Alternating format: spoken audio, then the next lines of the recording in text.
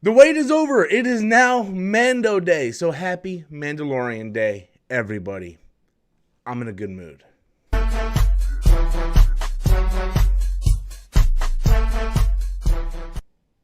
Hey everybody, welcome back to the channel once again. I am Robert Storms. If you're finding me for the very first time, please do me a huge favor. Hit that like button, hit that subscribe button, and become part of the channel. And I hope you enjoy the content going forward. So today is the first episode of Mandalorian Season 2. Let's start right off the bat with the runtime, because the one thing that we were concerned about, especially after last season, was like, oh man, every episode's gonna be like 25 to 30 minutes long. Well, this episode was like almost an hour. So it was really good. So I enjoyed it. I'm like, man, this is like really long. And I checked, I'm like, oh, this thing is like an hour long. So they improved the runtime. Whether or not every episode this season is going to be that long, or maybe just the season premiere, that's yet to be seen. But as of right now, hey, we got a longer runtime.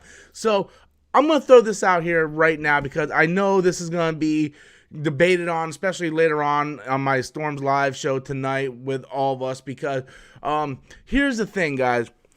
I am a massive Star Wars fan, okay? And what I mean by that is I love the movies, but I'm also the type of guy who's going to go in, break down every little detail. What does this mean? What does that mean? I read all the canon novels since Disney purchased it. I was a big fan of the EU, but I didn't read everything in the old EU. But I tried to read everything in the new canon, try to keep up with everything. So when this episode started and we knew we were going back to Tatooine, and they mentioned someone wearing Mandalorian armor, a lot of people automatically thought, okay, Boba Fett. Boba Fett's on Tatooine, right? But if you are someone like me who has read the Aftermath trilogy by Chuck Wendig, you know that it's impossible for Boba Fett to be in that armor, because in the Aftermath trilogy, a character by the name of Cobb Vanth gets the armor from Jawas, and he becomes like this sheriff of Mos Palgo, I believe it's called, and he's pretty much running that area after, you know, the Empire kind of split and crime really got really bad on Tatooine in that area. So many people like me, you guys been hearing it like ever since like last season. I'm like, you know, well, Bubba doesn't have the armor. Bubba doesn't have the armor. Cobb Vanth has the armor. Cobb Vanth has the armor. And whether or not, I didn't know if Jon Favreau was going to take the leap into the novels and go, well, we gotta touch on this. We can't retcon this. This has to happen. Cobb Vanth has to be a character, because it's already established in the canon novels.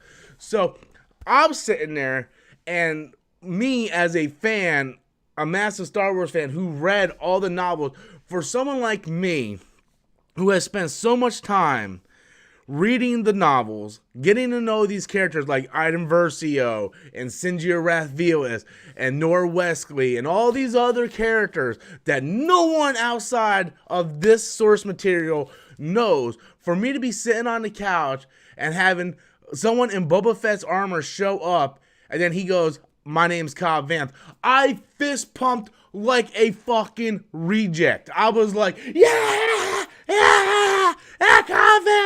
Cobb Vanth! I was excited, because I was like, oh man, this is the character that I really enjoyed in the Chuck Wendig Aftermath trilogy, and they're bringing him into life, right? We're getting to spend more time with him. Now, I will say they did change his origin story a little bit. He still gets the armor from the Jawas, but it's slightly different than in the novels, where in the novels, he is helping this other gentleman negotiate with the Jawas. The other gentleman wants the Mandalorian Boba Fett armor, and then, you know, basically Cobb Vanth's like, nah, and then Cobb Vanth gets it.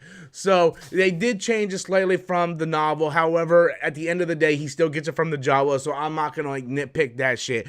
And then what we have in this episode is Cobb Vanth and Mando teaming up to take out the Krayt Dragon. And I do hear criticism, especially from my personal close friends, that it's a rehash of episode 2 of season 1, where he's taking out, you know, the bull, or similar. It's similar in nature, absolutely.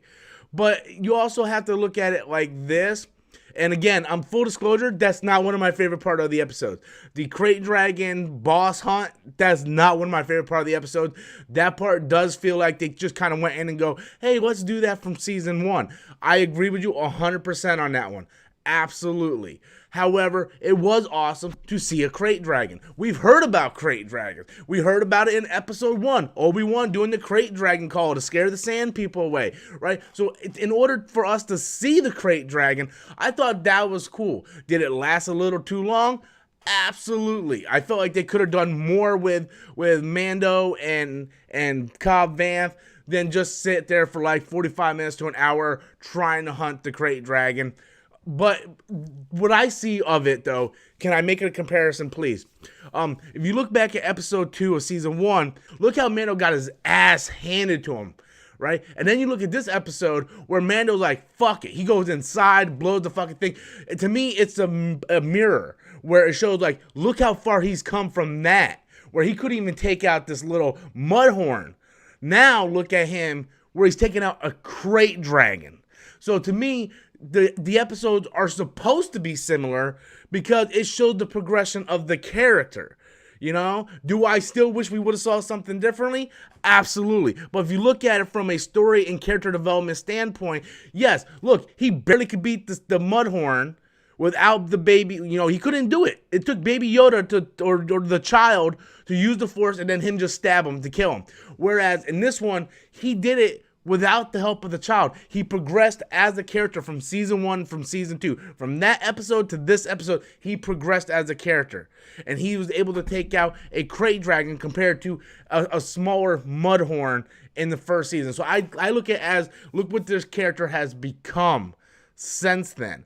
And I really enjoyed it. The one thing I loved the most about this was, of course, you know, my boy Cobb Vanth being in it and just kind of getting more of his character because I loved his character. I'm hoping we're going to get a lot more of these characters from the novels coming in, especially since this takes place right after Return of the Jedi, like a few years after Return of the Jedi.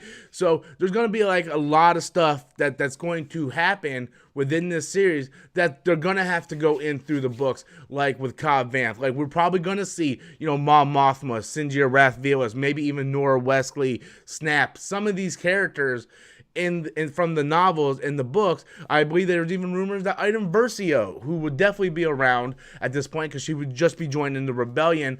So there's a lot of different things that this show is going to be able to hit on. And I enjoyed it. I really did enjoy it. When you sit there and you think about it, I know one of my friends said the dialogue was bad and the acting was bad. I thought everything was good, right? I thought the dialogue was on point. I thought the acting was on point.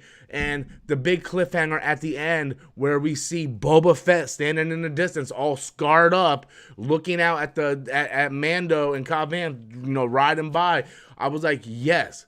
Yes, that was awesome because we heard that Boba was going to be in this season. Whether or not Boba was going to have a huge part or not, we can see. And you can see he doesn't have his helmet, so he looks just like all the other clones. That's the way he's supposed to look. And his body is all scarred up because he did go in the Snarlack pit, and he was able to escape in his armor and all that stuff. And that's how Cobb Vanth eventually got the armor. So there was a lot to digest in this episode. This episode isn't just simple and clean and easy cookie cutter as you may think. There's actually a lot to process, especially if you're a fan of the expanded stuff with the new canon. So anyway, I talked on way too long.